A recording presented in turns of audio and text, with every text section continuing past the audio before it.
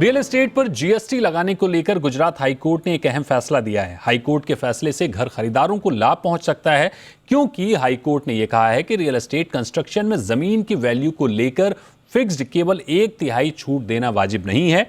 High court ने GST के इस नियम को सही नहीं माना है।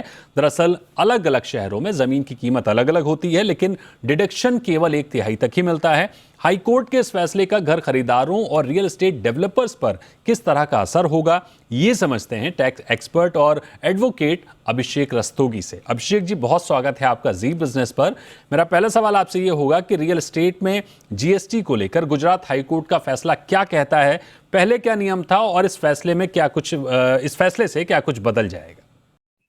देखिए, जो टैक्स के प्रोविजंस हैं वो ये बोलते हैं कि 1/3 वैल्यू की एग्जेम्पशन या अबेटमेंट मिले।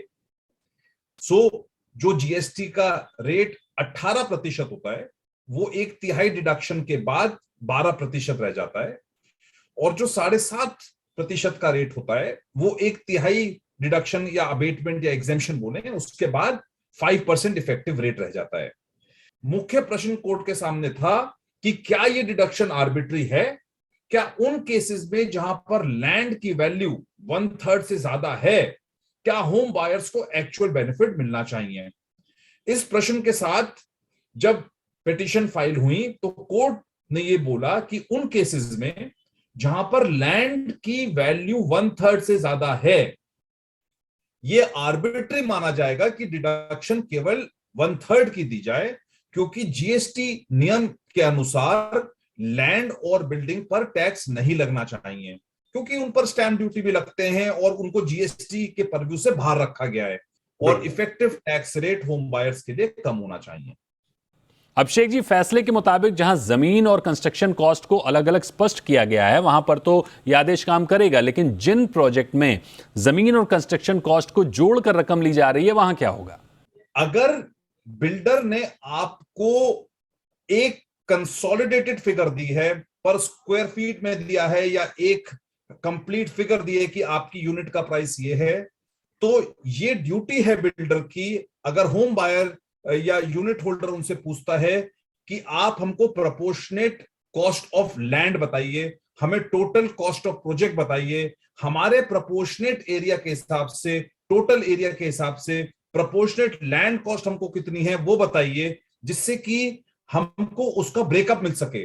और होम बायर्स के पास, या जो भी ये यूनिट्स खरीदते हैं, उनके पास आज ये अधिकार है कि वो उसका ब्रेकअप मांगे, और अगर वो ब्रेकअप रिजल्ट करता है कि लैंड की वैल्यू 1/3 से ज्यादा है, प्रोपोर्शनेट लैंड वैल्यू की 1/3 से ज्यादा वैल्यू है, तो उनको अधिक डिडक्शन मिलेगी, इफेक्टिव टैक्स रेट उनके लिए कम होगा। अभिषेक जी, अगर कोई जमीन 100 साल पुरानी है या बहुत पुरानी है जिसकी कॉस्ट डिफाइन नहीं है, तो उसको डिफाइन कैसे करें? जमीन की कीमत क्या है, उस पर जीएसटी क्या लगने वाला है, इसको कैसे डिफाइन कर सकते हैं? देखिए, 100 साल पुरानी अगर जमीन है तो उसका एक तरीका ये हो सकता है कि स्टैंप ड्यूटी वैल्यूएशन देखी जाए, सर्कल रेट देखा जाए, और उस वैल्यूएशन के हिसाब से, आज की वैल्यू के हिसाब से उसका डिडक्शन मिले, क्योंकि लैंड एक्चुअली ट्रांसफर होगा उस डेट पर जिस पर ये कॉन्ट्रैक्ट होता है फॉर अंडर कंस्ट्रक्शन सर्विसेज या ट्रांसफर ऑफ सेल के लिए। तो एक चीज तो ये हो गई कि आप सर्कल रेट या स्टैंप ड्यूटी रेट को समझें।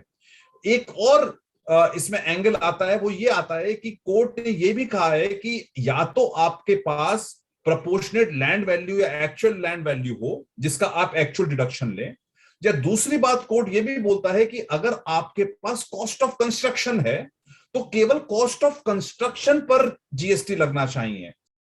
अभिषेक जी, अभी पूरी तरह से तैयार घरों पर जीएसटी नहीं लगता है, अंडर कंस्ट्रक्शन घरों पर ही लगता है। ऐसे में डेवलपर्स या प्रोजेक्ट पर इस फैसले का क्या असर पड़ेगा? और अगर कमर्शियल प्रोजेक्ट की हम बात करें तो उस प्रोजेक्ट पर इस फैसले का क्या असर देख रहे हैं आप?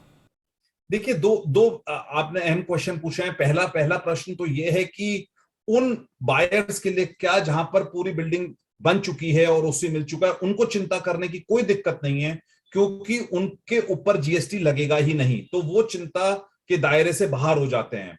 मगर उस सिचुएशन में proportionate tax cost, anti profiteering provisions, reversal of credits important है केवल बिल्डर को भी ये चीज एनालाइज करनी पड़ेगी, क्योंकि ऐसा ना हो कि उन बायर्स के ऊपर जिनके ऊपर टैक्स का बर्डन पड़ रहा है वो कल कोर्ट में बिल्डर्स को ड्रैग करें एंटी प्रॉफिटियरिंग के लिए या प्रोपोर्शनेट क्रेडिट्स के लिए।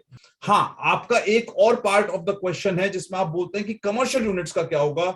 देखिए, गुजरात हाई कोर्ट का डिसीजन भले ही होम बायर्स के लिए हो, मगर उसका रेशो होम बायर्स और कमर्शियल यूनिट्स दोनों के लिए एप्लीकेबल होगा। यानी चर्चा का सार यह है कि किसी भी प्रोजेक्ट में जमीन के लिए जीएसटी में सिर्फ 1/3 छूट देना वाजिब नहीं है, क्योंकि जहां जमीन की कीमत ज्यादा होती है तो फिर वहां उसी आधार पर छूट मिलनी चाहिए। लेकिन आपको कैसे पता चलेगा कि आपसे जो पैसा लिया जा रहा है उसमें जमीन की कीमत और प्रोजेक्ट की लागत कितनी है? बिल्डर से सवाल पूछिए, अपने दिए गए एक एक पैसे का हिसाब लीजिए, ताकि आप भी किसी मनमानी का शिकार ना हो जाएं।